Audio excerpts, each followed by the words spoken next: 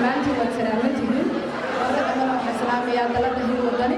dalada quruxda badan marti sharafka say isu soo abaabuleen say u wada yimaadeen say u soo ajiibeen dhammaantood waan ku hambalyeynaya daladan hil wadani haddii aan wax yar ka taataabto arrimaheeda waa dalad aan ahaan qabiil dad maxaan ku leedahay halgamaya dad maxaan ku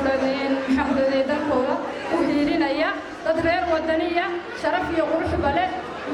dad maxaan ku leedahay xisbiga wadani dhammaantood cod la yimi dhammaantood